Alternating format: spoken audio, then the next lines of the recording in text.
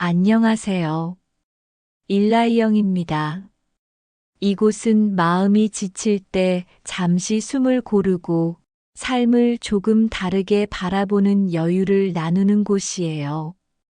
오늘 이야기가 마음에 닿는다면 구독으로 이 여정에 함께 해주세요. 당신의 작은 클릭이 누군가의 하루를 따뜻하게 밝혀줍니다.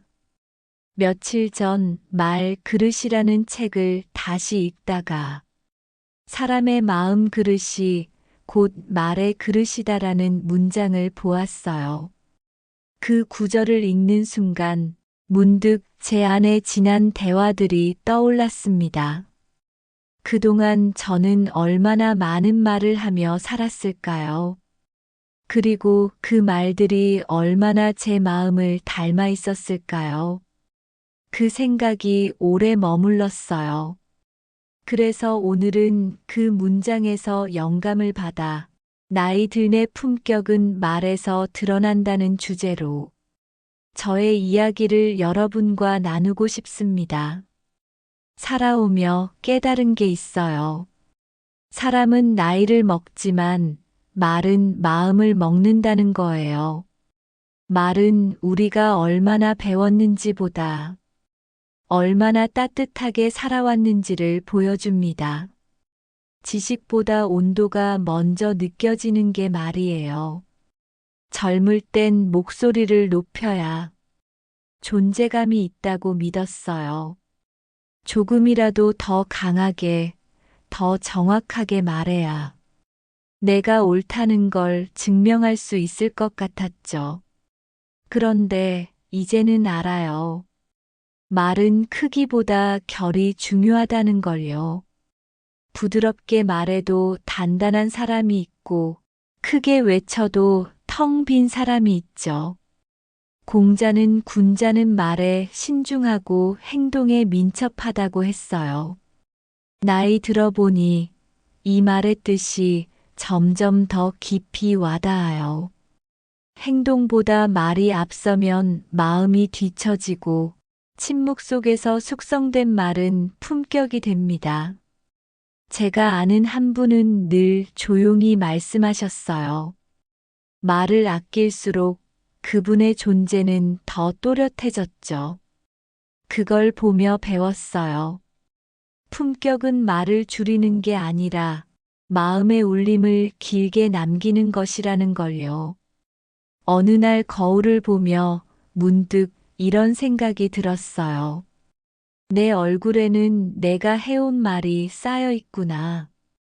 입꼬리가 자주 올라간 사람은 감사와 미소를 많이 말한 사람이겠죠. 늘 무표정한 사람은 마음을 꽁꽁 싸매고 있었던 건지도 몰라요. 저는 러닝을 하면서 자주 느껴요. 왜 이렇게 힘들지? 하고 말하는 순간 정말로 숨이 가빠오고 괜찮아, 조금만 더 가보자고 말하면 조금은 편해집니다. 이건 단순한 긍정의 주문이 아니에요.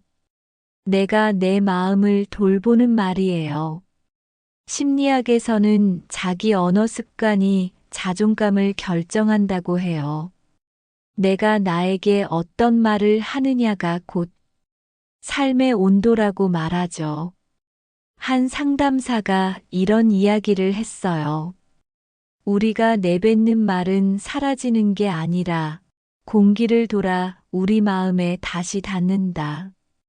그 말을 듣고 나서부터 저는 하루에 한 번씩 스스로에게 말을 건넵니다. 오늘도 수고했어. 내가 참 고맙다. 심리학자 윌리엄 제임스는 이렇게 말했죠. 나는 내가 생각하는 대로가 아니라 내가 말하는 대로 되어간다. 그래서 말은 곧 나의 얼굴이고 삶의 표정이 되는 것 같아요. 나이 들수록 잘 말하는 사람보다 잘 듣는 사람이 더 멋져 보여요. 젊을 땐 대화가 설명이었어요. 이젠 머무름이 되었죠. 누군가 말을 꺼낼 때 그 안의 감정을 읽어주는 게 진짜 대화예요. 그랬구나. 많이 힘들었겠다. 그 한마디면 충분할 때가 많아요. 저도 예전엔 누가 힘들다고 하면 해결책부터 꺼냈어요. 하지만 지금은 그냥 들어줘요. 그 사람의 숨결, 한숨, 말끝까지. 어느 날 친구가 그러더군요. 영희야, 오늘은 내가 아무 말 안 해서 더 위로가 됐어. 그 말을 듣는데 마음이 따뜻해졌어요. 말은 입으로 하지만 진짜 대화는 귀로 하는 거구나. 말 그릇에서도 이렇게 말해요. 경청은 상대의 마음을 담는 그릇이다. 듣는다는 건 기다림이에요. 상대가 마음의 문을 열 시간을 주는 것. 그 기다림 안에서 품격이 자라요. 니체는 조용한 말이 가장 깊이 박힌다고 말했어요. 그래서 요즘은 목소리보다 마음으로 듣는 연습을 해요. 그 조용함이 결국 말보다 더 큰 울림이 되더라고요. 요즘은 스피치, 커뮤니케이션, 화법의 기술이라는 단어가 흔하죠. 하지만 진짜 품격 있는 말은 기술이 아니라 온도에서 나옵니다.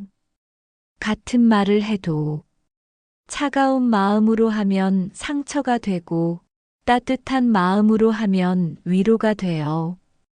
예전에 제가 후배에게 이렇게 말한 적이 있어요. 그건 좀 부족했어. 그 말이 그 후배에게 상처가 되었단 걸 나중에야 알았어요. 그때 참 미안했어요.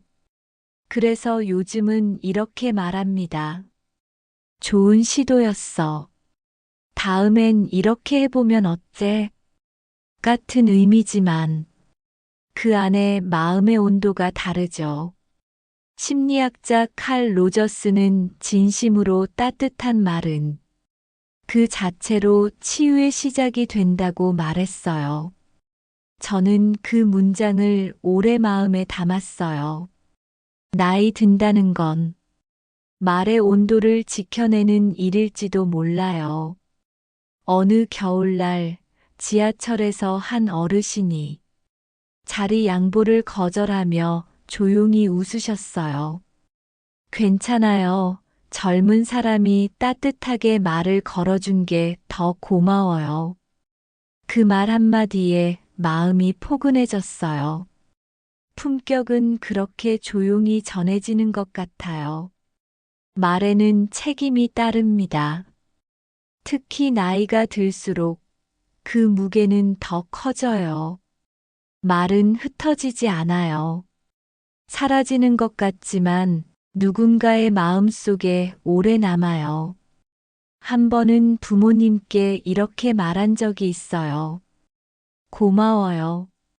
덕분에 지금의 제가 있어요. 그 한마디로 수년간 쌓였던 어색함이 녹았어요.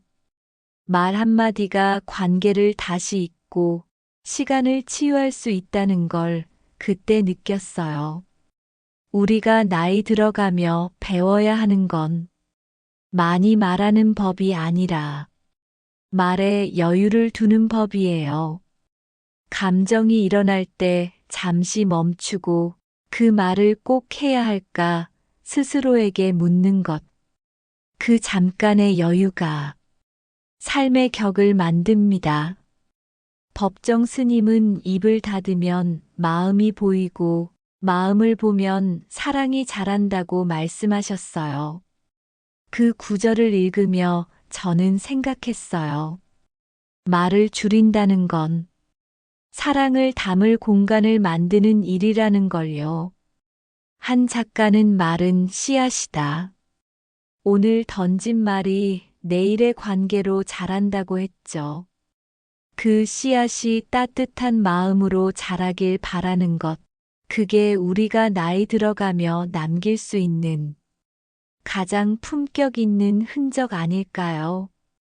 오늘 이야기가 마음에 닿았다면 구독으로 이 여정에 함께 해주세요. 당신의 작은 클릭이 누군가의 하루를 위로합니다. 오늘의 글은 제가 말 그릇의 한 구절에서 영감을 받아 제 삶을 비춰보며 쓴 이야기예요. 우리의 나이듦이 말의 온기로 기억되길 바랍니다. 오늘도 고맙습니다. 일라이영이었습니다.